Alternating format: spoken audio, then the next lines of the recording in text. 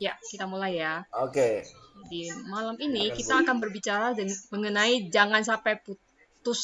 Tapi aku sengaja ganti V ya, namaku Vina gitu.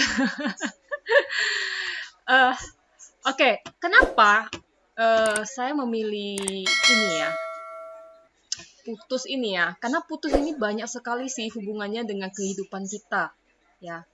Banyak orang yang jadi putus hubungan saudaranya, ya, gara-gara harta, ya. Nah, kemudian juga ada anak-anak yang putus sekolah jadinya ya, karena mereka kehilangan si pencari nafkahnya.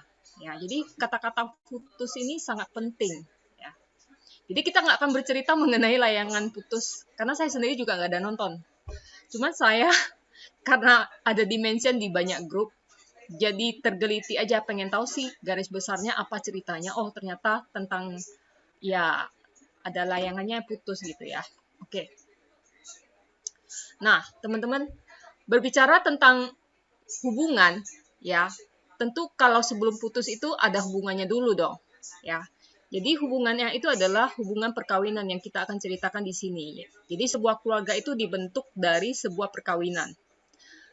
Nah, di sini yang sudah berkeluarga berapa orang ya? Atau sudah berkeluarga semua ini? Ya, seharusnya rata-rata udah berkeluarga. Oke. Jadi di sini bagi yang sudah menikah, sudah tahu belum undang-undang perkawinannya? Saya rasa tidak banyak yang tahu. Nah, sekarang ini saya kasih tahu ya. Jadi menurut Undang-Undang Perkawinan Nomor 1 Tahun 1974, perkawinan itu adalah ikatan lahir dan batin ya antara seorang pria dan seorang wanita sebagai suami istri dengan tujuan membentuk keluarga yang bahagia dan kekal berdasarkan ketuhanan yang Maha Esa. Jadi harus pria dan wanita, nggak bisa pria dengan pria atau wanita dengan wanita ya teman-teman ya. Jadi perkawinan itu diatur adalah seorang pria sama seorang wanita.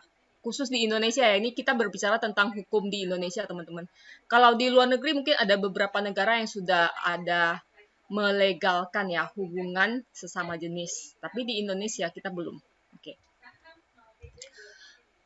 Nah, kemudian disebutkan juga bahwa sebuah perkawinan yang sah itu dilakukan menurut hukum agamanya dan kepercayaannya. Jadi kalau misalnya eh, pasangan itu biasanya yang diakui adalah pasangan yang satu agama ya di Indonesia. Jadi kalau di Indonesia pasangan yang beda agama mau menikah itu nggak bisa. Sehingga kita mungkin ada dengar ya banyak artis-artis ataupun orang-orang yang gede-gede yang terkenal yang beda agama kalau mereka menikah mereka melakukannya di luar negeri karena di Indonesia itu harus satu agama. Jadi kalau misalnya pergi ke masjid ya tentu yang sama-sama beragama Islam gitu ya melakukannya itu harus di tempat ibadah masing-masing. Apakah dia mau ke gereja atau mau sama-sama ke masjid atau sama-sama ke wihara gitu ya. Jadi kalau beda agama mau lakukan di mana? Kecuali mereka bersepakat salah satu pindah agama gitu ya. Oke, yang ketiga, perkawinan itu dicatat menurut peraturan perundang-undangan yang berlaku. Jadi kalau perkawinannya tidak dicatatkan secara hukum negara, perkawinannya itu tidak sah. Tetapi secara hukum agama mungkin dia udah melakukan perkawinan secara adat dan hukum agama itu udah sah secara hukum agama. Secara hukum ininya negara belum sah. Nah, itu kan akan berhubungan nanti kemana? Ke pembagian warisnya juga, ya. Selanjutnya, saya pengen tanya, ya. Menurut teman-teman, berapa persentase pasangan itu berpisah di Indonesia? Saya pengen tunggu jawaban ya dari teman-teman ya. Menurut teman-teman berapa persentase pasangan berpisah di Indonesia? 10% kata Pak Jonathan. Yang lain?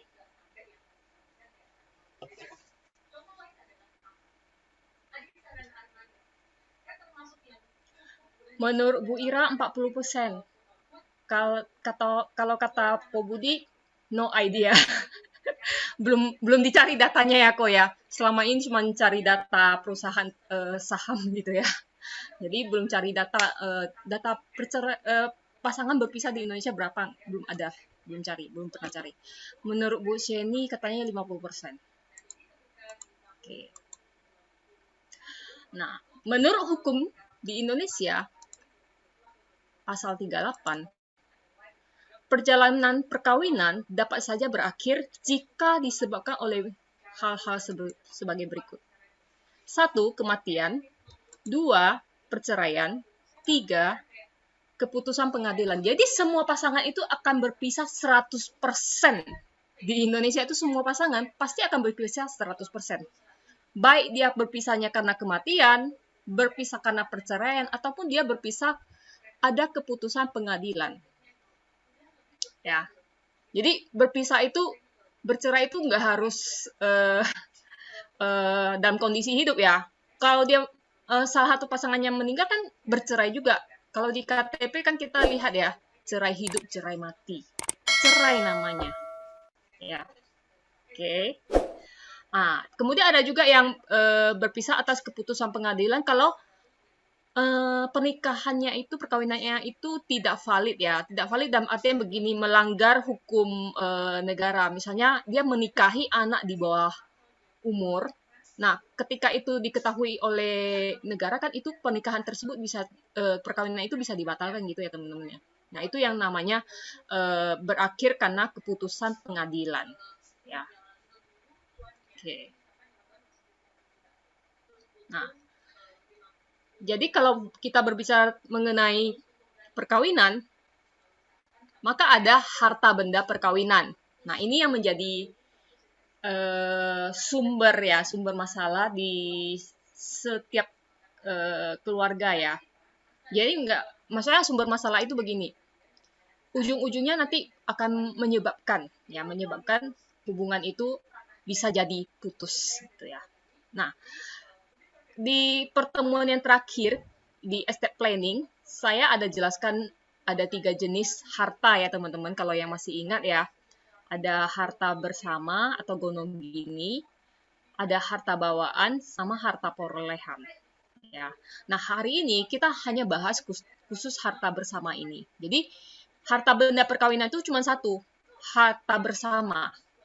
Kalau harta bawaan sama harta perolehan itu tidak termasuk dalam harta benda perkawinan. Jadi yang harta bersama ini yang hasil dari perkawinan ini cuma satu ini aja hartanya. Ya. Nah, harta ini yang akan dibagi ya antara suami dan istri apabila mereka berpisah ya. Baik itu berpisah karena hidup ataupun berpisah karena meninggal ya. Jadi bercerai hidup atau bercerai mati. Ya. Oke. Nah, kemarin juga kita sempat viral juga ya di film itu It's My Dream ya.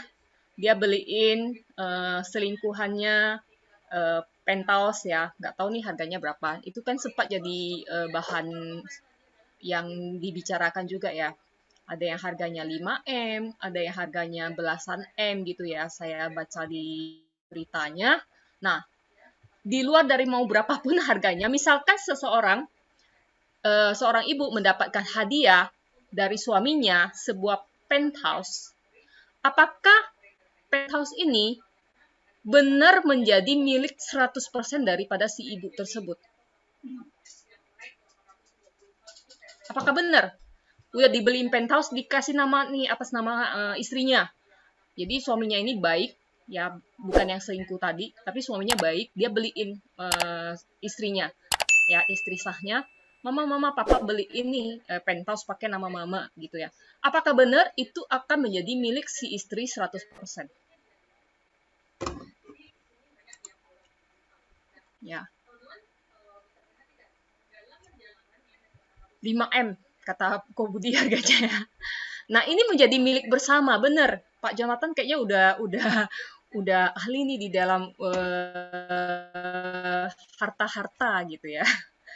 Nah, kemudian kalau Pak Amin bilang tergantung kesepakatan. Nah, kalau dari tinjauan tadi ya, kita udah sebutin ya harta bersama, maka harta yang diperoleh setelah dua orang itu mengikat hubungan perkawinan, harta itu adalah harta bersama.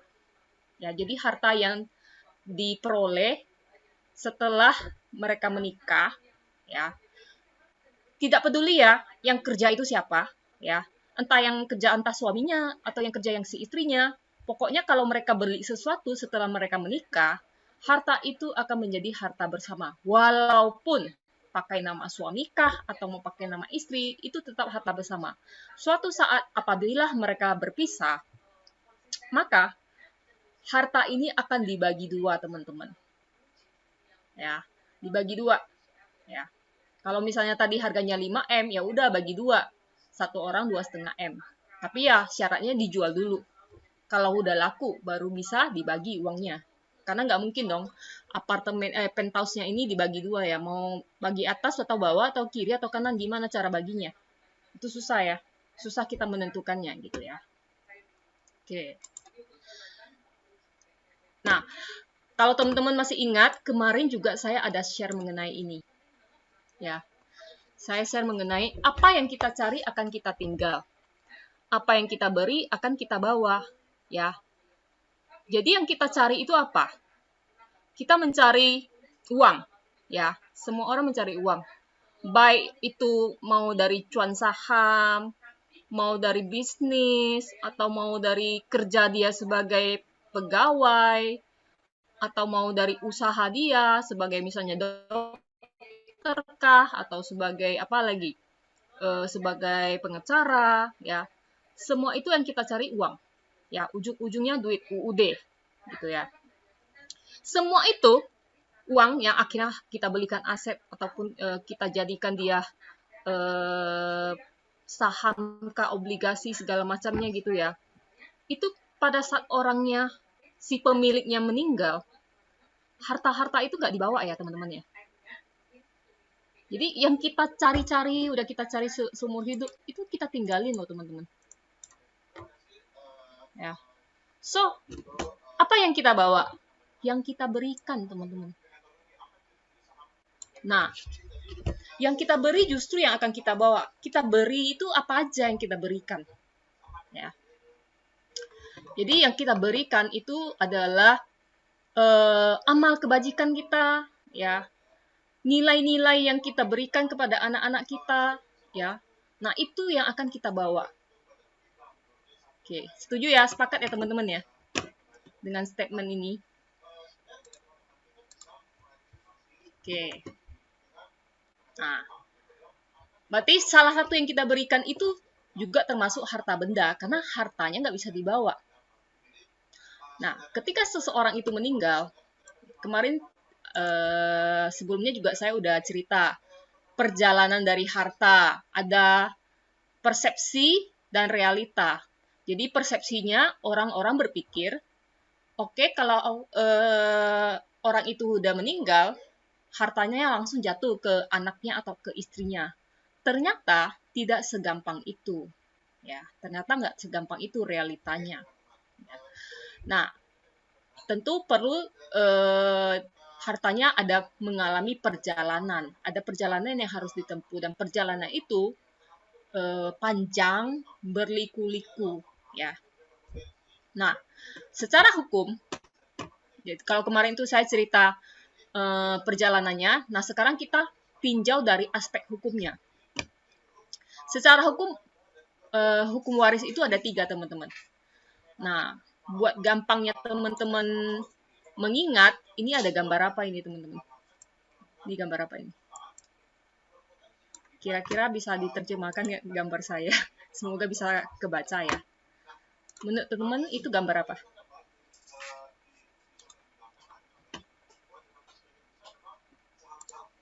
Api, yes, benar. Ya, api. Jadi singkatan dari hukum waris di Indonesia itu ada 3, adat, perdata, dan Islam. Itu disingkat API. Jadi 3 hukum yang waris yang bisa berlaku itu ada 3 ya. Apakah mau secara hukum adat, atau mau secara hukum perdata, atau mau secara hukum Islam? Ya. Yang mana yang lebih tinggi, yang mana yang lebih rendah, nggak ada. Ya. Ketiga hukum ini sifatnya saling melengkapi. Ya. Nah, kalau secara hukum adat, tergantunglah si ahli warisnya suku apa. Ya. Kalau sukunya suku Batak itu kan patrilineal. Kalau suku Tionghoa juga patrilineal. Jadi dalam artian lebih memandang berat kepada pihak laki-laki. Sehingga banyak orang tua yang dari suku Tionghoa atau suku Batak itu mereka memberikan harta lebih banyak porsinya kepada anak laki-laki. Nah, itu kalau secara hukum adat. Tetapi kalau misalnya suku Minang, ya, suku Minang itu matrilineal. Jadi mereka justru lebih memandang tinggi itu kepada anak perempuan. Yang menerima harta itu biasanya anak perempuan. Nah, kalau suami istrinya, maksudnya satu keluarga itu satu suku, nggak masalah teman-teman. Tetapi masalahnya adalah karena kita udah membaur adanya suaminya yang suku Minang, istrinya suku misalnya Tionghoa atau suku Batak. Nah, itu anak-anaknya mau ngikut hukum adat yang mana nih? Hukum adat yang Minang kah? Atau mau hukum adat yang Batak atau Tionghoa? Bingung kan milihnya? Nah, itu ahli waris boleh menentukan sendiri, teman-teman. Nah, itu dari hukum adat. Kemudian kalau dari perdata sih fair. Kalau dari hukum perdata fair, teman-teman. Artinya begini. Langsung dibagi sama rata. Anaknya ada berapa? Ya udah bagi sama rata. Kalau ada pasangan masih hidup, ya udah tinggal dibagi. Misalnya ya, yang dibagi itu harta apa aja. Nah, balik lagi ya. Kan ada 3 harta. Yang dibagi pertama pada saat orang meninggal kan ada harta gono gini, itu dibagi bagi 2 dulu ya. Jadi aku kasih ilustrasi gampangnya ya.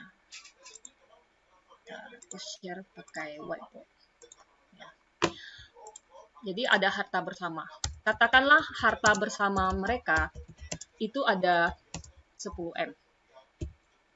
Nah, ketika salah satunya meninggal, tiada gitu ya, maka harta ini dibagi 2 dulu. Karena namanya itu harta bersama.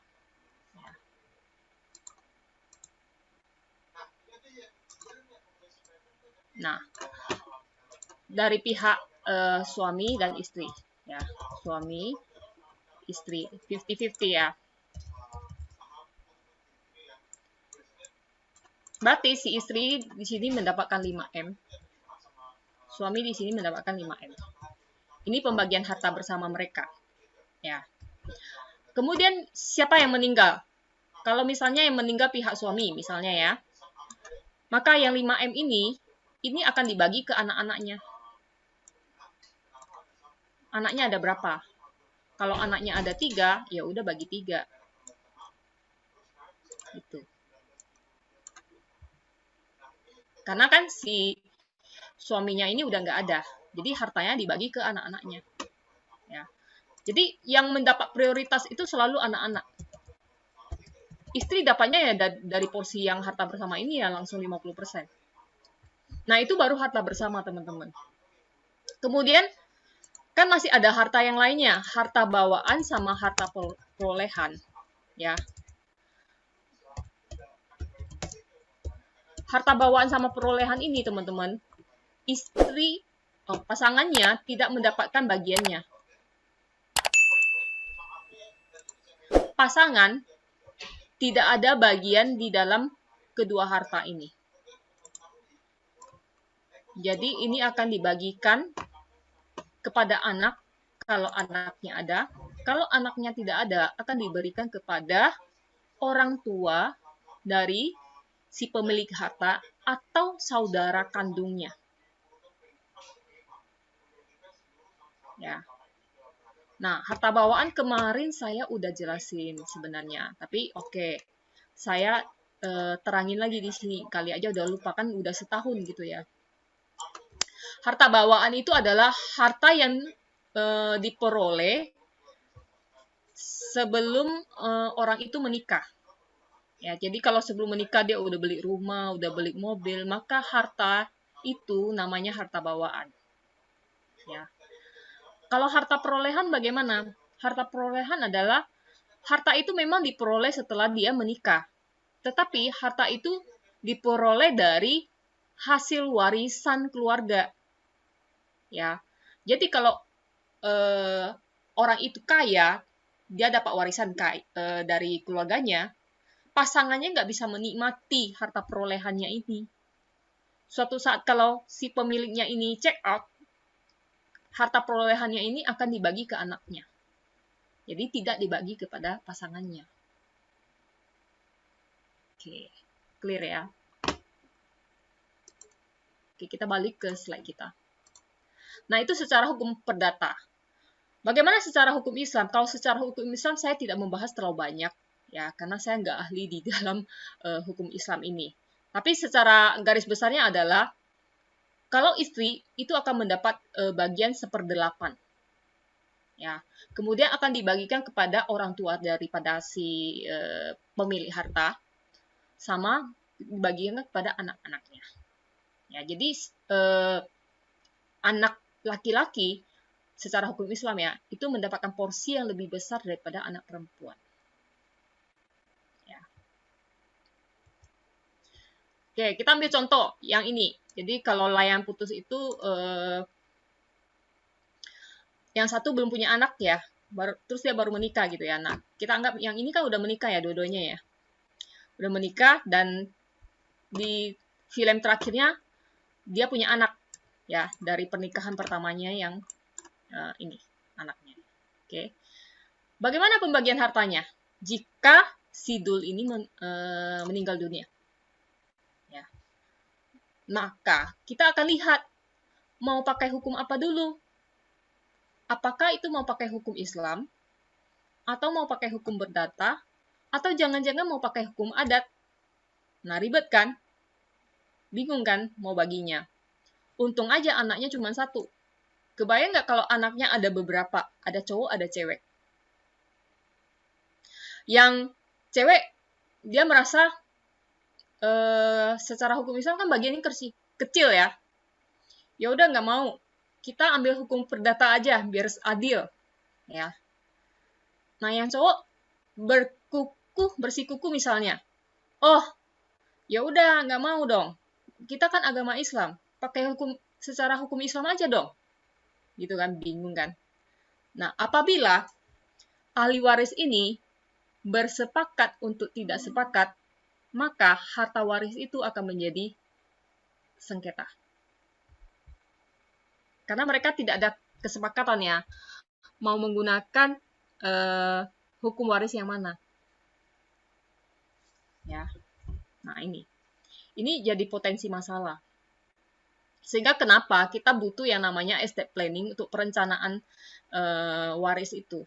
Ya. Menghindari hal-hal seperti ini terjadi. Apalagi kalau yang misalnya mereka ada pernikahan kedua, ya. Jadi anak-anak dari pernikahan pertama itu tetap akan mendapat porsi hartanya. Apabila si istri kedua ini belum mempunyai anak,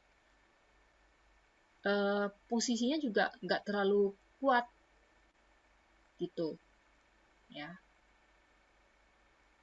Nah,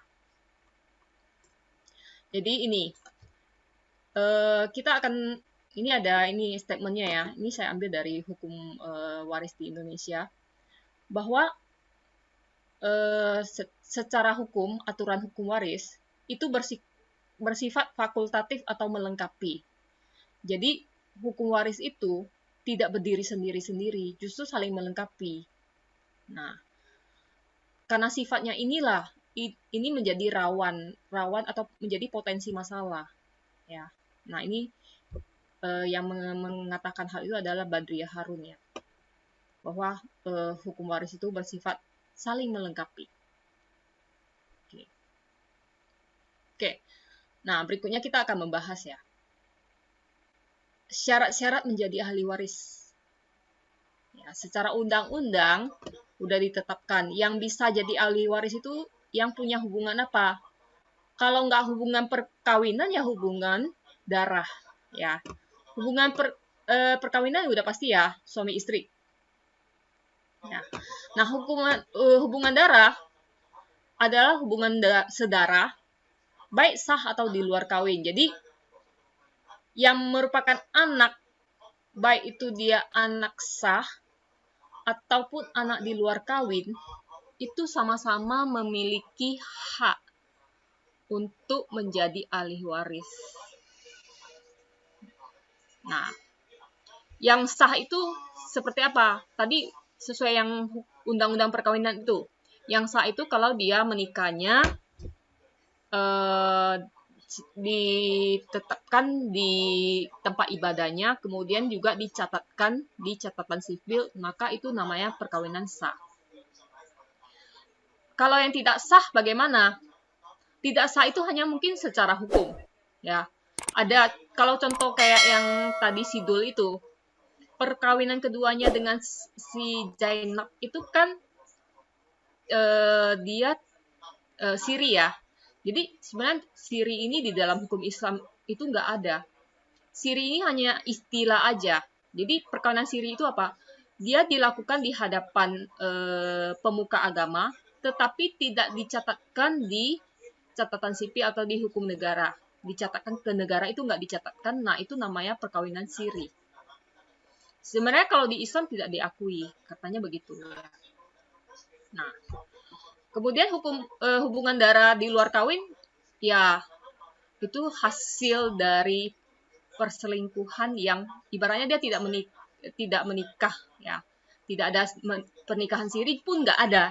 Nah, kalau yang nomor 2 nih menikah siri, yang ketiga itu ya benar-benar hasil perselingkuhan aja, lahir anak. Nah itu dia anak ini pun bisa jadi ahli waris loh. Jadi bahaya ini, ya. Jadi bagi istri yang sah itu ini adalah ancaman.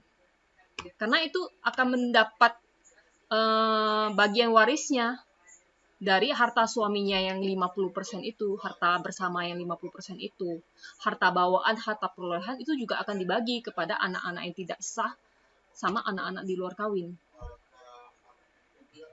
Kalau sama istri yang siri itu memang dia nggak menjadi ancaman, ya. Tetapi kalau anak-anak tidak sah sama anak-anak di luar kawin itu jadi ancaman. Ya.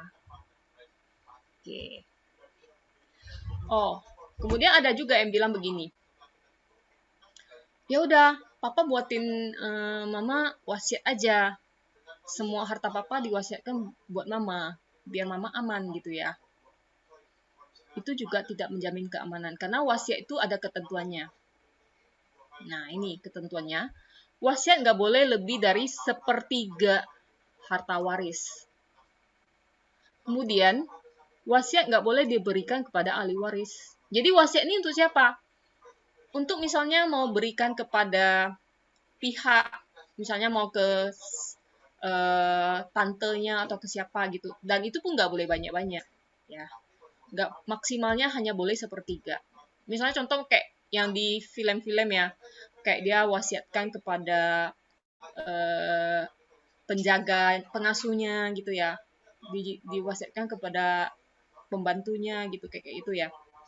Nah, wasiat boleh, tapi ya itu nggak boleh semuanya, hanya boleh 1/3. Dan kalau wasiat nggak boleh dia bilang saya wasiatkan kepada anak saya, enggak, karena anak udah langsung otomatis dapat dari hukum warisnya, nggak usah lagi diwasiatkan, gitu ya.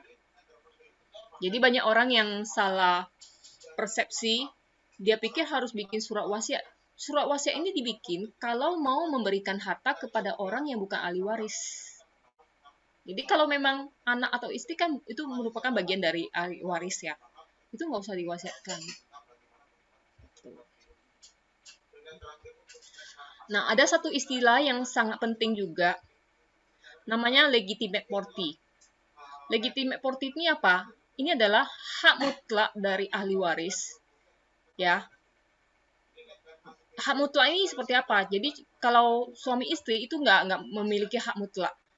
Jadi yang contoh di sini adalah berlaku untuk harta bawaan sama harta perolehan, ya. Jadi yang mendapatkan hak ini apa? Anak-anak dan keturunannya, orang tua selamanya, atau anak di luar kawin yang telah diakui. Nah, ini berlaku legitimate property. Ya. Jadi itu pembagian untuk yang harta bawaan sama harta perolehan. Sehingga istri, walaupun dihibahkan pun, hibah itu jangan sampai melanggar legitimate property ini. Gitu. Ya. Jadi kalau hibah sama waris, teman-teman udah bisa membedakan ya. Kemarin saya ada berbicara mengenai hibah. Jadi kalau hibah itu dilakukan pada saat si pemilik harta ini masih hidup. Sedangkan kalau wasiat itu kalau orangnya sudah meninggal baru dilaksanakan. Nah, wasiat ini pun sebenarnya belum tentu bisa dilaksanakan 100%. Apabila wasiat ini digugat oleh ahli waris, maka wasiat ini bisa batal. Jadi wasiat ini pun tidak menjadi kekuatan hukum 100% juga. Ya. Oke. Nah, bagaimana proses pembagian harta? Ya. Teman-teman perlu ingat bahwa yang diwariskan itu nggak hanya harta. Kemarin ada bilang ya, mewariskan 2H ya. Harta sama hutang. Ya. Nah, jadi harta bersih yang diterima itu adalah harta dikurangi hutang. Jadi kalau misalnya orang ini dia punya harta, terus dia punya hutang, maka hutang itu harus dibayar dulu. Karena hutang, pada saat seseorang meninggal, hutang itu langsung jatuh tempo. Maka harta yang ada akan digunakan untuk bayar hutang dulu. Kemudian, apakah dia masih ada hutang pajak? Ya, dia ada hutang pajak nggak? Kalau dia masih ada hutang pajak, maka harta yang ditinggalkan itu harus digunakan untuk melunasi pajaknya dulu. Terus ada biaya-biaya yang harus ditanggung, ya. Contohnya misalnya biaya apa? Ya, misalnya kalau rumah ada biaya 4B itu, ya. Kemudian kalau misalnya dia meninggal bukan meninggal biasa, tetapi mengalami sakit dulu, nah itu kan ada biaya kesehatan yang harus dibayarkan. Maka sebenarnya harta yang ditinggalkan akan mengalami penyusutan. Ya, hartanya mengalami penyusutan ya. Jadi dikurangin dulu, kurangin hutang, kurangin pajak, kurangin biaya. Jadi hartanya nggak 100% diterima sama si ahli waris ini. Nah, ini kan jadi kendala juga ya. Bagaimana kita bisa meninggalkan harta itu dia nggak susut hartanya, ya. Nah itu kan perlu strategi, ya. Oke, maka dari itu kita perlu untuk perencanaan ya, perencanaan harta. Yang pertama yaitu bagaimana supaya bisa meminimumkan ya hutang, pajak dan biaya. Nah, kalau sekarang kan kalau orang mengambil kredit, itu kan berarti berhutang ya teman-teman ya. Di bank sudah diwajibkan untuk ngambil yang namanya asuransi. Nah, asuransi itu memang salah satu fungsinya seperti itu. Jadi apabila si pemiliknya ini tiba-tiba harus pindah ke Balikpapan, maka si orang ini tidak meninggalkan warisan hutang lagi. Karena hutangnya itu langsung lunas, hutang kreditnya itu langsung lunas. Ya. Jadi nggak perlu dia jual rumah lagi. Misalnya kalau dia beli rumah kredit gitu ya, nggak perlu lagi dijual itu rumah untuk lunasin hutang kreditnya. Nah, itu kelebihannya ya. Terus ketika kita tahu pada saat orang itu meninggal membutuhkan biaya, maka pajak ini termasuk biaya juga ya. Pajak misalnya BPHTB itu kan pajak ya. Nah, orang bijak seharusnya dia akan menyiapkan. Jadi jangan sampai si ahli waris kalau tidak memiliki likuiditas, maka hartanya itu jadi menyusut. Jadi kalau orang bijak dia akan siapkan nih likuiditas untuk membayar pajak sama biaya ini. Ya. Jadi yang kedua, jadi dia siapkan likuiditasnya. Ya. Likuiditasnya ya satu-satunya cara melalui kontrak uang pertanggungan. Jadi sesuatu yang pasti. Jadi kita harus ngambil sesuatu yang pasti karena kemudian yang liquid.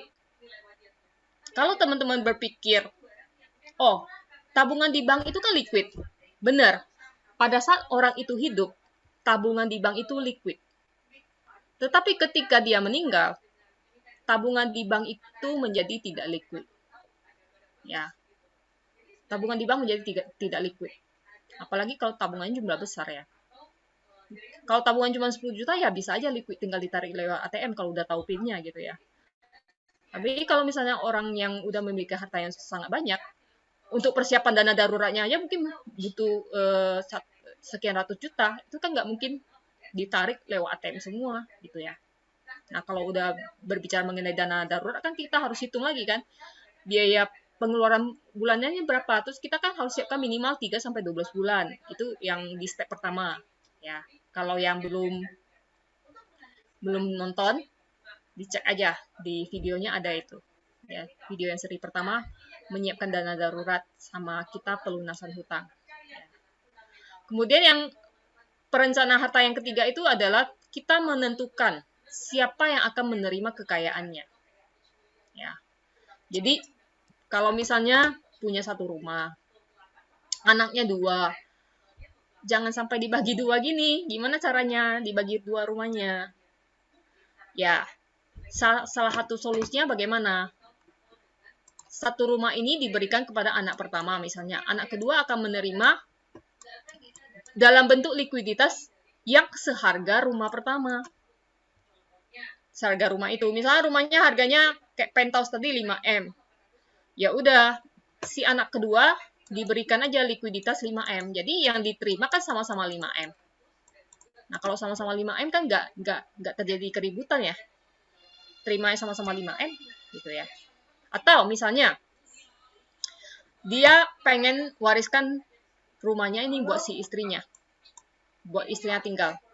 Anaknya ada 2 misalnya gitu ya. Maka dia akan belikan uang pertanggungan untuk si istrinya ini 10M.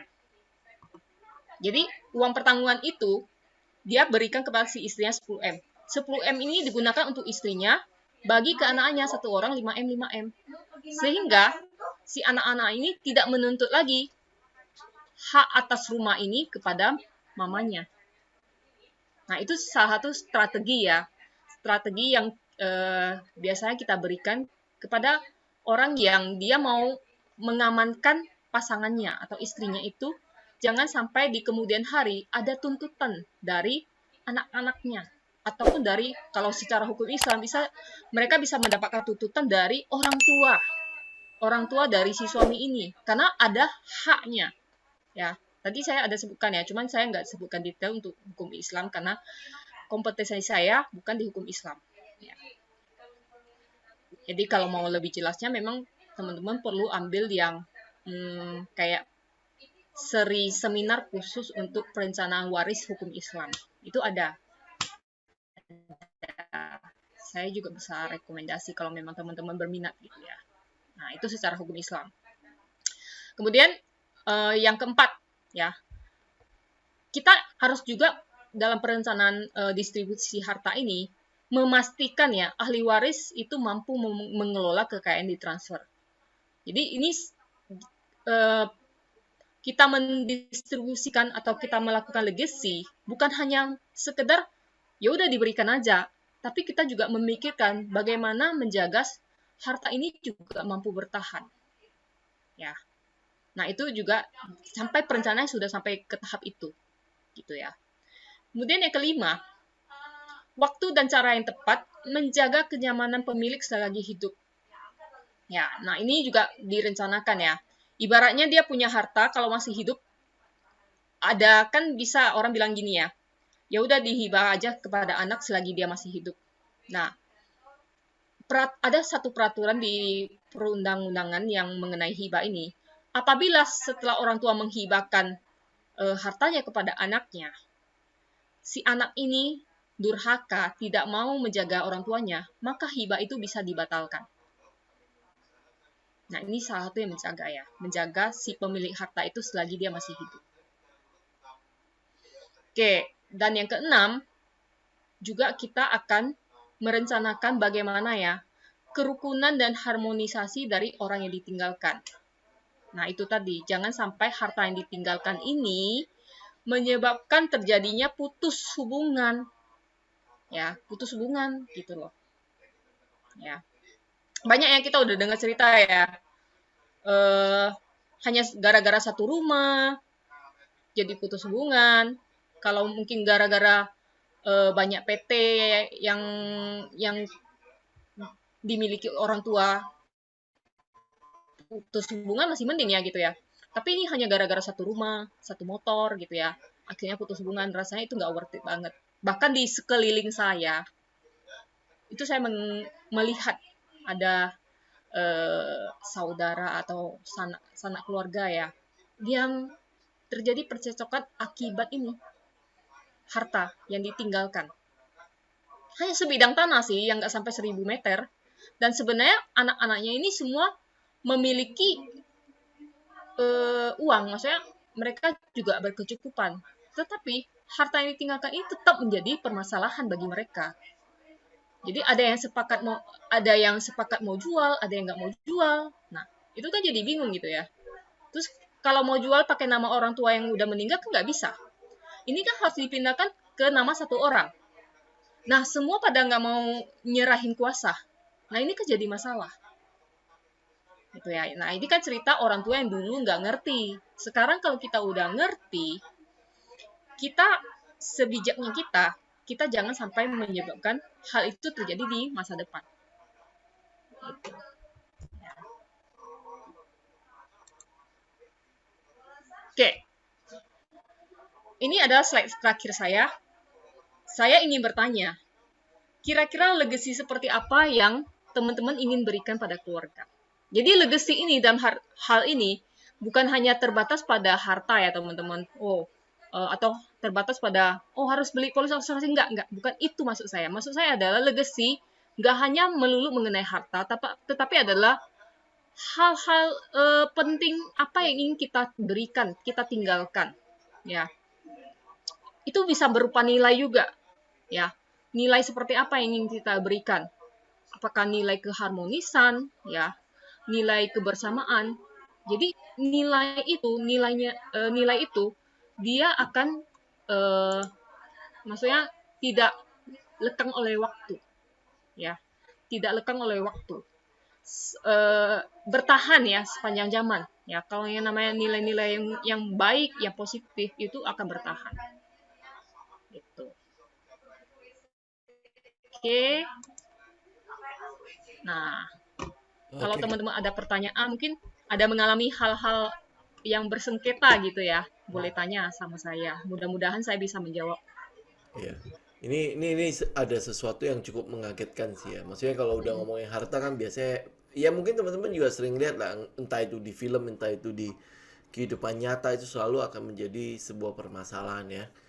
Yang ngomongin uang kan jadinya kan. Mungkin ini saya juga baru tahu ya. Ternyata kalau misalnya kita nggak sengaja meninggalkan sesuatu di pengkolan mana gitu ya, itu anak bisa nongol lagi ya. Boy masih bisa melakukan tuntutan juga ya untuk harta kita ya. Iya. Nah, mungkin yang jadi pertanyaan saya begini, kalau misalnya kita udah lewat gitu ya, udah balik ke balik papan, terus habis itu Mm-mm. mungkin hartanya udah dibagi ya, terus Mm-mm. tiba-tiba anak ini nongol, gimana ceritanya di hukum waris tuh? tetap bisa dituntut sih. Kalau dia bisa membuktikan bahwa dia adalah anak dari si pemilik harta yang sebelumnya ini, Heeh. dia bisa melakukan tuntutan. Itu Oh kan ini kita udah cerita waktu yang ya, di estate planning itu ya, cerita yang heeh. perusahaan itu loh kok. Iya yang itu Kan kan udah dibagi kan? SMK. Dia udah Ya. dapat bagian malah. Iya Tapi dia nggak makanya puas dia dengan datang lagi gitu. harta itu. Dia bisa melakukan tuntutan. Nah, nanti akan lihat lagi seberapa jago Heeh. pengacara yang dia pakai. Kalau mungkin dia pakai Sebut lagi. pengacara yang cincinnya gini-gini Ya, itu, ya. bisa aja menang dia kok. Nah, dia bisa menang loh kok kalau pengacaranya keluarin yang 5 jari itu. Iya, itu kalau kalau udah menang berarti ini buyar semua yang kemarin udah dibagi berarti Ah, ah. ditarik kembali. Jadi hukum waris di Indonesia ini dia nggak bisa bersifat kayak kuat gitu. Dia Hmm. bisa ya udah tergantung keputusan dari pengadilan gitu loh. Oh, dia nggak bisa final gitu ya. Pokoknya udah Nggak dibagi final, udah nggak selesai. final, nggak final. Wow. Jadi itu dilema loh, dilema banget. Itu berarti makanya mesti hati-hati ya, jangan Ya hati-hati. jangan jangan di setiap pengkolan ditinggalin sesuatu gitu. Ya jangan ninggalin nyebarin sesuatu lah di mana-mana gitu. Oke. Ini ada Bu Seni ya. Kalau Ya. misal anak udah berubah warga negara, apakah masih bisa diwariskan hartanya ke anak tersebut? Mm-mm. Kalau properti nggak bisa, Bu. Ah, Properti itu nggak bisa. Kalau uang masih bisa. Ya, oke. likuiditas masih bisa. Berarti kalau Tapi kalau misalnya ada properti harta udah yang nggak lain bisa. masih bisa ya? Masih bisa. Kalau paper aset ya bisa. Heeh. Paper aset kayak saham, obligasi itu masih bisa. Tapi kalau khusus properti kan nggak bisa. Iya. Orang asing kan nggak bisa beli properti di Indonesia. Mm-mm. Oke. Karena itu ketentuan dari undang-undang kita ya. Kalau Singapura kan orang Indonesia bisa beli di Singapura properti. Iya. Di Malaysia juga bisa. Tapi di Indonesia orang asing nggak bisa beli. Jadi kalau orang asing yang di Indonesia itu mau beli properti kan biasanya dia pakai nama orang lain lah gitulah. Hmm. Mungkin dia menikah lagi gitu ya. Menikah lagi terus istri keduanya ini yang pakai nama itu. Yang banyak ya itu praktek yang banyak dilakukan di Bali. Iya. Iya. Di Bali itu banyak tuh. Jadi Oke. beli rumah pakai nama istri kedua gitu. Hmm. Yang ada di Indonesia orang Indonesia gitu. Oke. Ini ada Kemudian pertanyaan. ada Pak Jonathan ya. Iya. Raise hand, mungkin ada yang mau ditanyakan langsung aja Pak, buka mic. Hmm. Oke, selamat malam Bu Vina. Malam. Ya, yang saya mau tanya tadi kan disebutkan harta, ada harta milik bersama, harta bawaan, dan harta perolehan kan? Ada 3 macam, betul nggak? Yep. Nah, sekarang misalnya hartanya itu bentuk properti lah, bentuk likuiditas lah. Nah, yang terutama properti, bagaimana kita tahu bahwa di properti itu harta bawaan? Apakah di sertifikat atau dicantumin atau bagaimana? Iya. Jadi kan kalau properti itu pada saat kita beli kan kita pencatatannya jelas ya.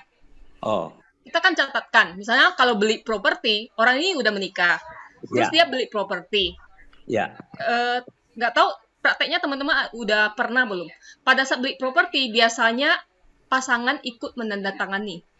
Oh ya, itu jadi milik bersama, Ibu ya? Itu milik bersama. Pas mau jual juga pasangan harus tanda tangan kan? Ya. Kalau nggak ada tanda tangan nggak bisa jual. Karena itu milik bersama. Oke. Tetapi, nah, kalau bawaan? Kalau bawaan? Kalau bawaan itu, dia udah beli duluan. Kan udah tanda tangan duluan, itu milik dia sendiri. Baru dia menikah. Oke. Nah, itu kan nggak ada tanda tangan pasangan di sana. Oh. Jadi sekarang kalau kita beli properti, suami istri harus tanda tangan ya Bu ya? Memang udah dari dulu Pak. Dari dulu ya, bukan jual saja ya? Iya. Okay. Tapi memang kalau beli sih nggak jadi masalah. Tetapi kalau jual harus. Kalau beli memang nggak masalah sih, istri nggak tanda tangan, kebanyakan sih nggak ada. Tapi kalau jual harus ada tanda tangan istrinya atau suaminya. Ya. Terus satu hal Bu, nanya lagi ya. Jika misalnya suami istri, jika salah satu pihak meninggal, tadi kan dijelasin hartanya kan otomatis setengah buat istri, setengah buat anak. Iya. Itu kalau seandainya salah satu meninggal, apakah pembagian itu langsung harus dieksekusi atau bagaimana, Bu? Nah, itu tadi Pak, kalau harta bersama kan secara ketentuan perdata. Yang saya bicarakan bagi dua itu hukum perdata, Pak. Oke. Hukum perdata. Tapi kalau misalnya orang itu dia mau secara hukum Islam, kita akan cek lagi secara hukum Islamnya bagaimana, Pak. Sehingga ini akan jadi potensi masalah. Kenapa? Nanti ada yang istrinya mau secara perdata, anaknya mau secara hukum Islam gitu loh. Nah itu kan jadi nggak bersepakat. Nah itulah yang jadi masalah. Oke, Tapi kalau oke. sama-sama sepakat pakai hukum perdata, ya udah selesai masalah. Ya udah bagi aja sesuai yang hukum perdata. Apakah harus dibagi atau nggak usah? Kalau misalnya anak-anaknya tidak menuntut, apakah harus dibagi juga? Oh kalau anak-anak nggak menuntut udah nggak masalah. Yang masalah Nggak kan masalah. anak-anak menuntut. Oh gitu. Nah, Tapi kalau terus secara hukum Islam, itu kalau ya, secara hukum perdata ya, anak nggak menuntut nggak apa-apa. Tapi secara hukum Islam, kan ada aturan dari Al-Qur'annya, saya nggak hafal ya ayatnya, ya, bahwa ya. ada hak anak yatim di sana. Ya. Nah, hak anak yatim ini nggak boleh dimakan sama pasangannya. Nah, itu kayak udah hukum dari Allah gitu ya. Nah, apakah mau dilanggar atau enggak? Nah, itu lagi kembali lagi ya ke keyakinan masing-masing ya, gitu. Nah, Oke, itu kalau Bu. secara hukum Islam memang lebih banyak lagi sih yang dibahas, Pak. Jadi saya nggak berani juga bahas terlalu dalam di sini karena kompetensi saya memang nggak di sana. Nah, terus ini, Bu, aku banyak tanya nih, sorry ya. Bu, kalau misalnya tadi suami atau istri meninggal, terus itu kan bagi 50-50 untuk anak. Nah, Iya. sedangkan propertinya misalnya ada banyak nih, ada 5, anaknya cuma 3. Nah, jadi sebagai orang tua kan harus bagi, nggak Iya. mungkin dijual dulu kan, nggak mungkin Iya. dong. Dibagi, rumah A Kelapa Gading buat si nomor 1, rumah di Sunter buat nomor 2, nomor Iya. ketiga dan sebagainya. Nah, Ah. waktu pembagian itu namanya apa? Pakai wasiat atau bagaimana, Bu? Itu boleh pakai wasiat. Boleh. Jadi wasiat berlaku. Nah, tadi bilang kalau Berlaku. wasiat untuk ahli waris tidak berlaku. Tadi Ibu bilang. Wasiat itu kayak mengatur aja kan? Iya, Mengatur mengatur. aja, oh mau kasih ke siapa. Tetapi wasiat itu nggak berlaku kalau si ahli warisnya itu membatalkan gitu loh. Ahli waris nggak terima. Oh, kalau dia Misalnya terima, gini, oke. Pak. Oke, Ada ya. yang di Kelapa Gading, ada yang di Sunter. Terus ada anak yang bilang, gue maunya yang di Kelapa Gading, gue nggak mau yang di Betul. Sunter. Gimana Betul. caranya? Nah, Padahal sama bapaknya udah diarahkan. Dia ke Kelapa Gading, dia mau, dia bilang, gue mau yang di Sunter misalnya begitu. ya, jadi gimana tuh, Bu? Konflik gitu kan, Pak, jadinya. Ya. Sengketa. Oh, jadi sengketa. Berarti wasiatnya nggak mau dilaksanakan. Iya, berarti nggak laku wasiatnya ya? Nggak laku. Waduh, repot juga ya Repot gitu ya. kan? Oh, jadi harus ada anak yang mengalah gitu ya? Iya, jadi harus bersepakat dulu mereka. Kalau mereka bersepakat untuk tidak sepakat, kacau dunia. Kacau, benar. Terus satu hal lagi, Bu. Kalau hartanya di luar negeri bagaimana? Harta di luar negeri seperti apa contohnya, Pak? Ya, kayak apartemen di Singapura gitu. Ya. Sudah meninggal. Nah, itu sesuai dengan hukum di sana sih, Pak. Hukum di sana. Oh. Jadi sesuai hukum di sana. Karena kan udah nggak berlokasi di Indonesia, berarti nggak ikut hukum Indonesia. Oke. Oke, satu lagi, Bu. Ya, silakan.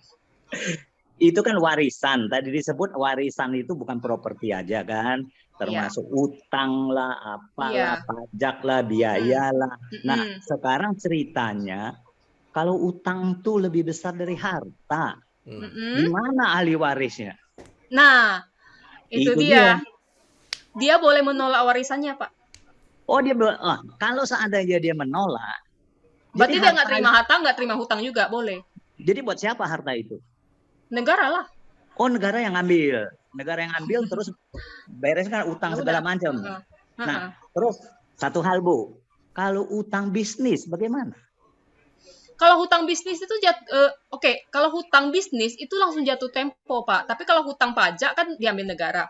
Kalau hutang bisnis langsung jatuh tempo kan ditagih ke siapa, Pak? Nah, tagih ke siapa? Ke keluarga. Oh, bukannya aku suka dengar orang ngomong, misalnya si A nih punya utang, dia sudah meninggal, ya utangnya hilang, hapus. Betul nggak? Kalau orang meninggal, hutangnya jatuh tempo malahan, Pak. Harusnya misalnya hutangnya bisa untuk jangka 1 tahun, tapi gara-gara dia meninggal langsung jatuh tempo, itu langsung dikejar dia keluarganya sama si pemilik hutang ini. Ahli waris harus selesaikan gitu ya? Iya, makanya ahli waris itu harus punya likuiditas. Sehingga kalau terjadi apa-apa, nih likuiditas yang bayarin hutang-hutang itu gitu loh. Jadi hartanya aman. Oke, kalau utang negara kan gampang, negara punya kekuasaan. Kalau utang dagang, Hutang Mm-mm. dagang gimana? Kan mau Hutang nggak mau dagang. ya dia harus jualin aset-asetnya buat nutupin hutang-hutang itu kan. Kalau dia mau jual, kalau dia nggak mau bayar ahli warisnya. Ya udah dikejar-kejar lah dia, Pak. Ya artinya secara hukum itu utang itu nggak mungkin dihapus, Pak. Iya, Nggak nggak mungkin mungkin dihapus. dihapus. Oke. Heeh. Jadi kita bisa tuntut dong begitu kan? Tapi Ya. Bisa. itu perdata jadinya ya Bu ya. Perdata. Wah, perdata agak sulit ya Bu ya. Dia mau nyicil sampai 10-20 tahun terserah dia Ya, dong. Ya, ya, Bu ya. kalau betul. itu saya kurang tahu juga, Pak. Tergantung Berarti hukum. kesepakatan di pengadilan. Secara hukum gitu. ya, Oke. langsung kayaknya harus berkonsultasi sama pengacara hukum. Oke, sementara cukup Bu. Terima kasih banyak. Oke, terima kasih. Nah, ini kita langsung lanjut ke pertanyaan dari Pak Amin. Amin ya, yang tadi ya. Izin bertanya, ketika orang tua meninggal, lalu meninggalkan surat waris pembagian harta untuk anak-anaknya, namun anak-anak tidak setuju dan memilih aturan sesuai hukum perdata, mana yang lebih kuat? Ya udah, berdasarkan itu berarti ya sesuai hukum perdata, Pak. Jadi yang lebih kuat adalah ahli waris yang menentukan mau hukum apa. Ya, wasiat bisa dibatalkan. Oke, jelas ya. Oke. Kemudian ada Ibu Arum. Secara perpajakan, apakah hibah lebih menguntungkan dibandingkan waris? Kalau hibah ke bawah, ya hibah ke anak atau hibah ke orang tua, itu kan nggak ada kena biaya ya. Waris juga nggak ada kena biaya, nggak ada masalah. Cuman yang membedakan hibah itu pada saat orang itu hidup, waris pada saat orang meninggal. Nah, kalau pada saat orang hidup, ada potensi, yaitu tadi, setelah diberikan, yang menerima udah lupa kacang kulitnya gitu loh. Udah lupa kacang pada kulitnya. Takutnya begitu. Mudah-mudahan enggak. Makanya saya bilang, legacy kita itu juga jangan hanya berupa harta, tetapi adalah berupa nilai. Ya. Kalau kita udah menciptakan suatu nilai di dalam kekeluargaan, di dalam keluarga kita, hal-hal yang potensi tadi itu kan otomatis bisa hilang ya. Anak-anaknya kompak, dia sayang banget sama ibunya, itu kan nggak akan terjadi yang namanya tuntutan-tuntutan. Tetapi Ya. kita banyak lihat ya di keluarga-keluarga yang memiliki banyak harta, hubungan antar mereka itu sangat renggang. Nah, itu menjadi potensi untuk terjadinya masalah ini, tuntutan ini. Karena mereka sibuk dengan mencari harta. Mereka tidak menciptakan nilai, tidak meninggalkan nilai gitu. Ya. Ya. Secara perpajakan apakah hibah lebih menguntungkan? Enggak ada ya. Karena sama-sama enggak kena biaya kok. Cuma kalau properti, kembali lagi ya, kalau properti kan ada biaya balik nama dan lain-lainnya itu tetap harus bayar. Baik dia mau hibah ataupun mau waris. Ya. Nah, itu. Kemudian ada dari Bapak Fahmi ya. Kalau suami istri menikah di gereja dan tercatat di KK sebagai anak di luar nikah. Oh, berarti dia nggak Karena nggak dicatatkan ke dicatatkan. catatan sipil ya? Ya. Dalam kutipan akte anak di luar nikah itu bagaimana? Ya, walaupun dia anak luar nikah kan tetap mendapatkan porsinya. Cuman namanya kurang enak aja, anak di luar nikah. Tapi dia tetap dapat porsi kok untuk sebagai ahli waris. Yang kedua, untuk warga negara keturunan, prosedur buat surat warisnya bagaimana? Kita pergi ke Menteri Hukum dan Kehakiman, Menkumham. Itu kalau untuk warga negara keturunan. Tapi sekarang udah nggak ada yang namanya warga negara keturunan kok. Kita semua warga negara Indonesia. Dulu itu memang ada sebutan seperti itu ya. Sekarang udah nggak ada. Kayaknya sudah lama sekali. Zaman-zaman tahun 98 atau apa itu kan semua udah dicabut ya teman-teman ya. Jadi kita udah nggak ada sebutan warga negara keturunan, itu nggak ada lagi. Cuman kalau kita suku Tionghoa, kita lebih banyak kita urusnya langsung ke catatan sipil, itu lebih tertib gitu ya.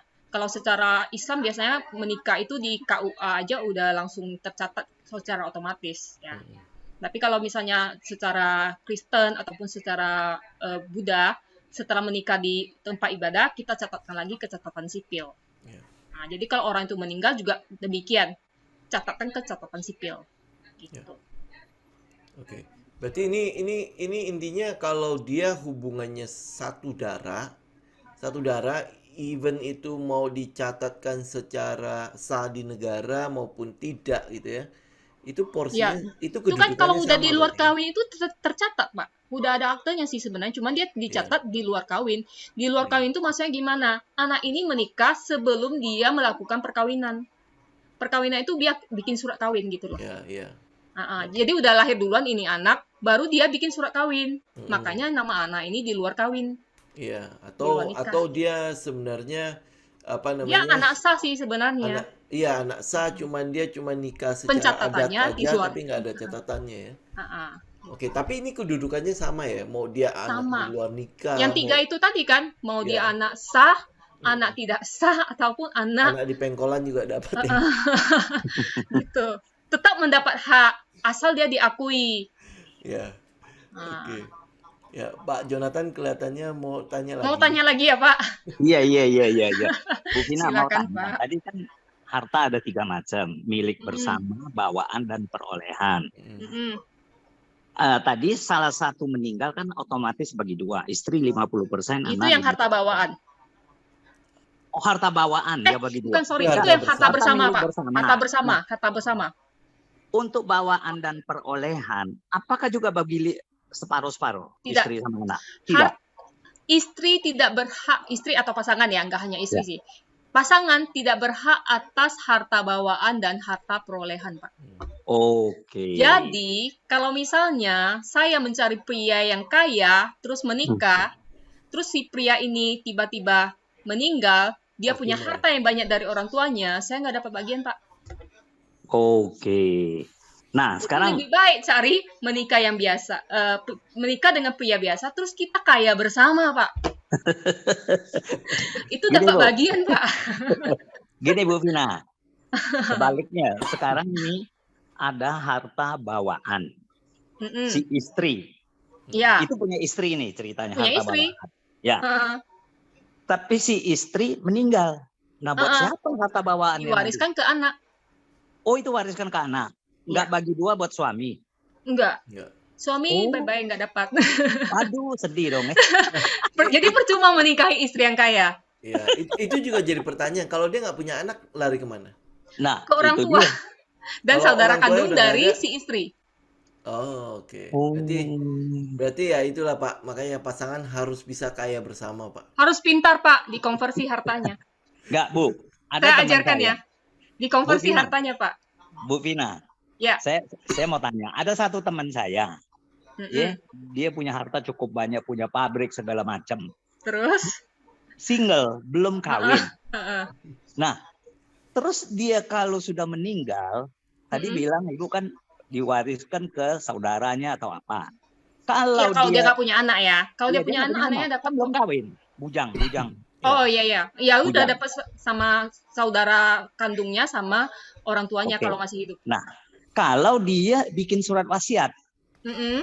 buat orang lain atau apa, berlaku nggak? Hanya sepertiga maksimal. Oh, hanya sepertiganya. Maksimal. Jadi 2/3-nya ya otomatis bagi saudara kandung. Wah, Iya. mana yang paling dekat? Susah juga ya. Iya, Waduh. bagi sama rata. Kalau enggak nanti saudara kandungnya sengketa lagi, Pak. Wah, jadi masalah itu ya. Ya. Jadi mau single, mau menikah, tetap kita perlu untuk merencanakan harta yang dimiliki itu bagaimana distribusinya. Jangan sampai terjadi sengketa. Nah, sekarang misalnya si orang tadi yang bujang tadi Mm-mm. sudah membuat distribusi yang oke. Mm-mm. Sudah. Nah, begitu meninggal, yang dapat itu ada yang nggak puas, protes. Bagaimana itu? Kalau protes, dia secara hukum, dia apakah posisinya sebagai ahli waris yang sah atau enggak ya.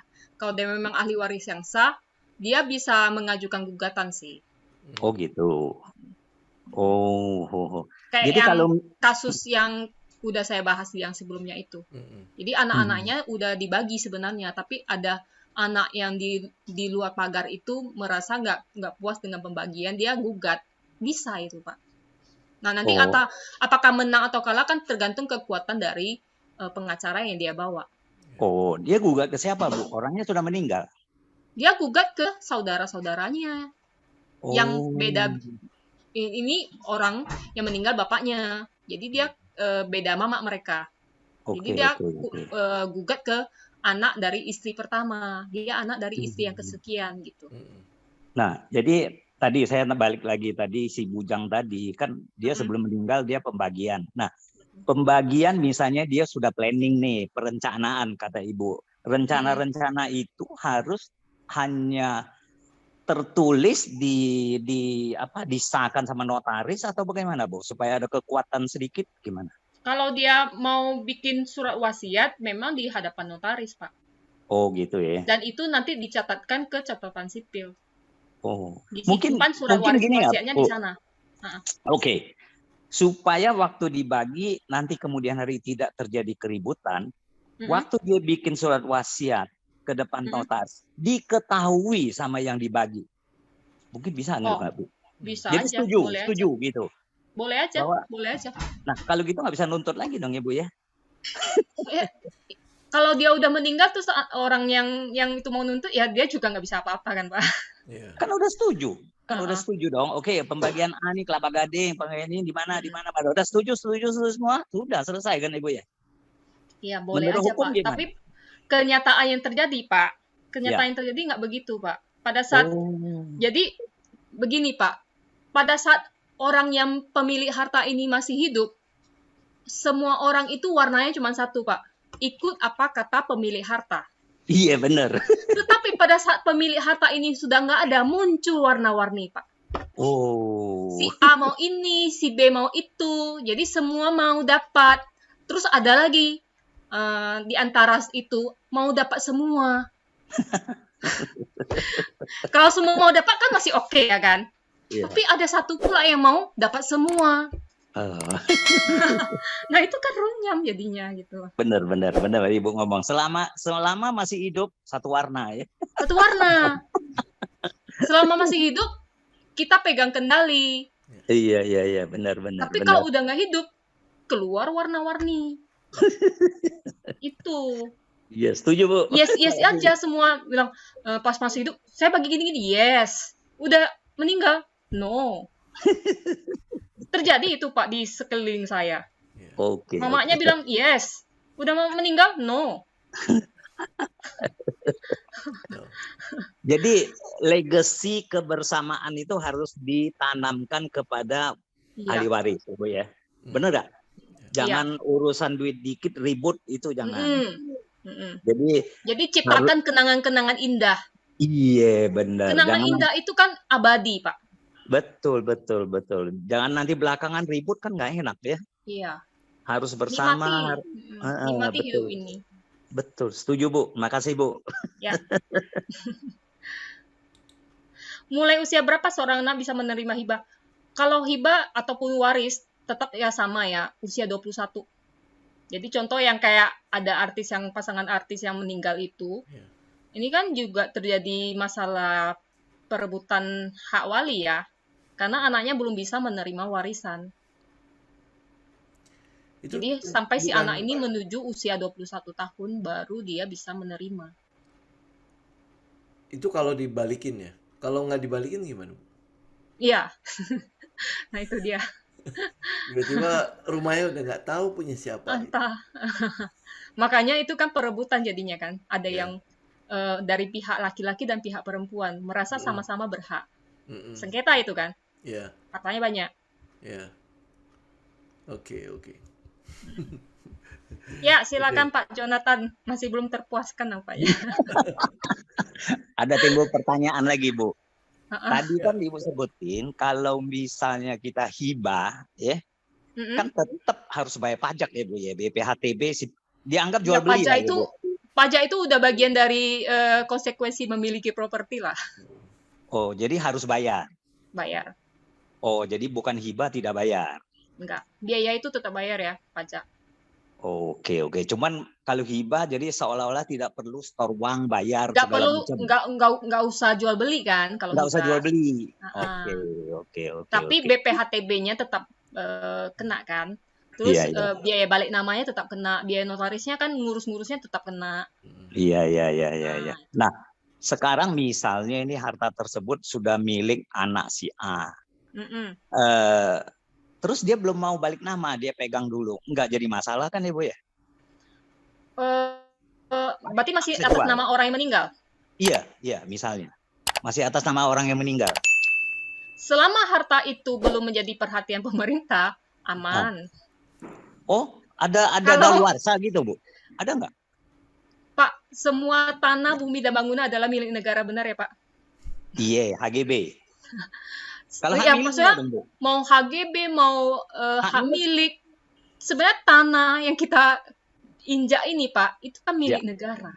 Betul. Jadi kalau suatu saat negara mau ambil, entah karena itu merupakan wilayah apa gitu ya, Iya. bisa diambil kapan aja loh Pak.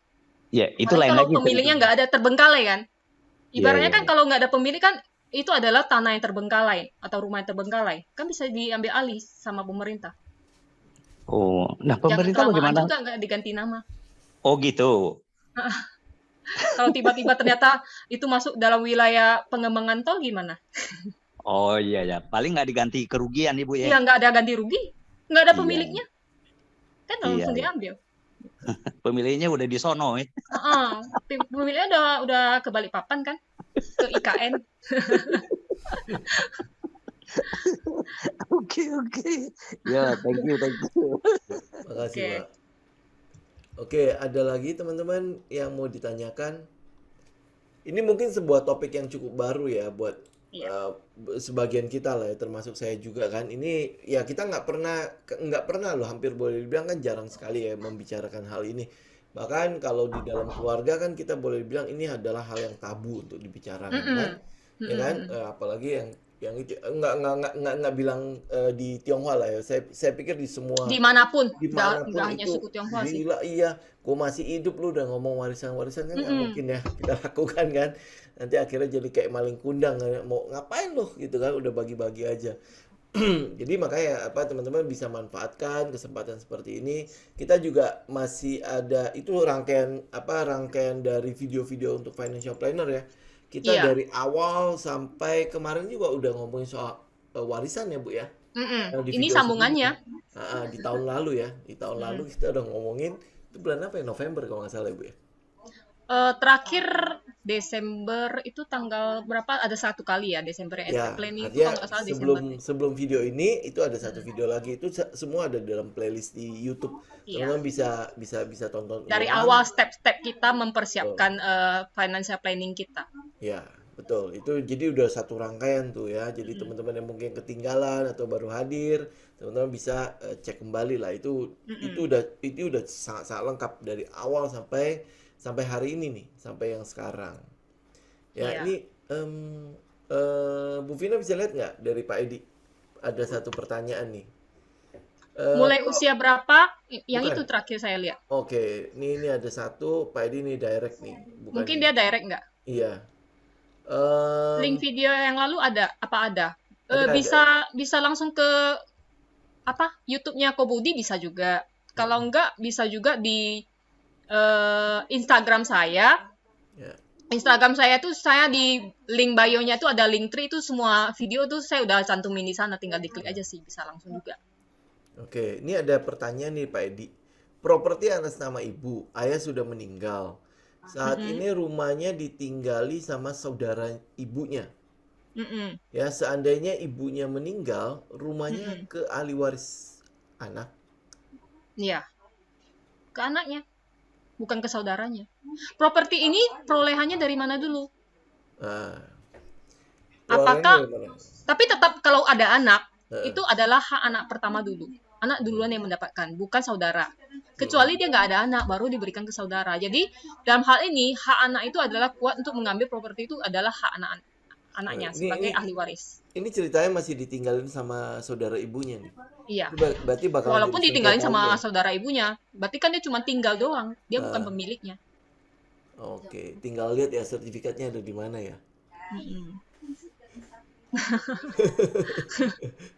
Ya berarti tetap ya jawabannya berarti tetap ke anaknya Pak. Iya, Jadi itu hak nanti ya tinggal anaknya yang melakukan tuntutan ya. Yang Iya. kalau si saudara ibunya mungkin kalau mau ngontrak ya tinggal terima biaya kontrakan gitu ya. Iya, Kalau dianggap misalnya kontrak nggak atau mau gimana. kontrak, nggak mau Tetap itu keluar, hak anak. Ya nanti berarti ya tinggal Satpol PP yang turun ya. Oke, oke mungkin pertanyaan terakhir untuk ini ya, buat kita tutup dengan Pak Jonathan ya Pak. Ya, terima Ya, kasih kesempatannya. oke. Begini, Ah, tadi Nah, Ibu Vina jelasin itu kan persoalan yang pasca ya, salah satu meninggal. Nah, mm-mm. sekarang misalnya di posisi saya masih lengkap, Bu. Mm-mm. Istri masih ada, anak ada, segala macam ada. Mm-mm. Apa step-step apa ya mungkin yang perlu saya persiapkan sehingga nanti tidak akan terjadi ini itu gitu. Itu di video yang sebelumnya. Nah, sebelumnya nggak nonton saya, Bu. nah, Kalau saya ditonton ulang jelasin Pak. lagi dari sekarang itu 1 jam ke depan lagi, Pak. Bisa perolehnya di mana, Bu, videonya, Bu? Lengkapnya itu di video yang sebelumnya. Justru itu yang video sebelumnya itu saya jelaskan estate planning dari awal. Yang perlu kita persiapkan apa-apa aja. Nah, Oh, itu yang di itu. step 1. Yang hari Oh, ini saya khusus bahas yang hukum waris karena di step 1 hukum waris kalau mau saya bahas langsung kan panjang. Nah, saya kan oke, khawatir oke. Ya, teman-teman juga nggak mau kepanjangan. Jadi kita lebih suka sih 1 jam, 1 jam setengah udah selesai gitu. ya. Oke, Pak oke. Jadi Jonathan, aku di Pak mana, Jonathan, Pak Leo? Pak Pak Leo, di Jonathan mana? ikut tele kan? Nanti saya posting di sana apa playlistnya. Silakan Pak Jonathan bisa ambil dari sana atau ke IG-nya Bu Vina itu juga Mm-mm. di linknya itu udah langsung ke Oh, ada playlist ya. yang ada. Iya, di IG saya di link bio-nya itu ada link tree. Tinggal klik aja di Ya, sana. Itu semua ada lengkap. 4 Siap. ya. series. 5 Oke, series ya. Kita udah 5 Oke. series ya. Iya, ini oke. udah Terima kelima. kasih. Ini yang keenam ya berarti ya Bu ya. Iya, kayaknya ini yang Oke. keenam. Ya, oke. Ini mungkin Ya. pertanyaan terakhir dari Bu Sisilia nih. Iya. Nih, bagaimana Cara caranya nih? menjual properti atas nama orang tua meninggal. Oke, ini. Harus balik nama dulu. Oke. Harus balik nama ke pasangan atau ke anaknya. Baru dijual ke pembeli balik nama lagi. Jadi 2 kali balik 2 kali nama. pajak. Jadi intinya biaya-biaya itu nggak bisa dihilangkan lah itulah ya. Jadi kalau punya properti siapkanlah biaya-biaya itu. Kemarin kita udah hitung-hitungan ya, biaya itu kurang Ya, lebih 10% lah. Siapkan dari harga propertinya. Kalau ya, punya 100M harga properti, siapkan 10M. Gimana cara menyiapkan 10M? Ya, ya, nggak usah kita siapkan 10M, kita cicil-cicil aja, ada caranya. Kalau mau caranya nanti DM aja ke saya. ya, ya. Cara Nanti, menyiapkan 10M-nya itu untuk biaya ya gitu. oke, nanti bisa itu apa lebih lanjut lagi bisa langsung DM ke Bu Vina atau ke WhatsApp ya. Jadi nanti WhatsAppnya juga WhatsApp bisa mungkin juga. bisa ditaruh di chat Bu. Nanti biar Ya, apa namanya di WhatsApp. teman-teman bisa itu. Biasa juga kita ada share ya kok di Ya, ininya di di YouTube YouTube. juga ada. Pak Jonathan itu playlistnya ada di situ ya, sudah di-share sama Bu Yuli. Nanti mungkin Yul bisa itu nggak bisa diposting ke tele sekalian, jadi tinggal diambil dari sana. Oke, sip. Nah, kita mau tutup untuk pertemuan kali ini. Silakan Bu. Iya, saya akan tutup dengan satu statement ini ya. Ya, Pastikan harta yang ditinggalkan akan menjadi sumber mata air bagi keluarga, bukan malah menjadi sumber air mata. ya, Ya, teman-teman ya, ingat kita mau jadi sumber mata air, bukan menjadi sumber air mata. iya, Oke, sampai di sini. Nanti IG saya kalau teman-teman mau cek juga ada. Ya, iya. saya sering Ini juga share-share mengenai pas keuangan. lihat yang ini agak merinding saya. Mau jadi sumber mata air atau sumber air mata nih? Iya, oke. Oke, mungkin gitu teman-teman. Ini mungkin apa namanya topik tentang hukum waris. Semoga itu menjadi sebuah pencerahan buat teman-teman ya. Kalau buat saya sih ini adalah sesuatu yang hal yang baru lah buat saya. Saya juga pasti nggak pernah mempelajari kayak gini dan nggak pernah ada pelajaran kayak gini juga kan kalau misalnya Nggak ada, teman-teman ini nggak ada. nggak Kecuali bakalan ngambil ada. CFP ya, Certified Financial Planner, ataupun yang kalau sekarang yang terbaru ada ini, LDP, saya ngambil ini. Legacy Designer Oh, LDP. Professional. Oke, Ya. baru lagi ya Bu ya. Ini baru lagi, saya baru ngambil juga ini. Oke, mantap.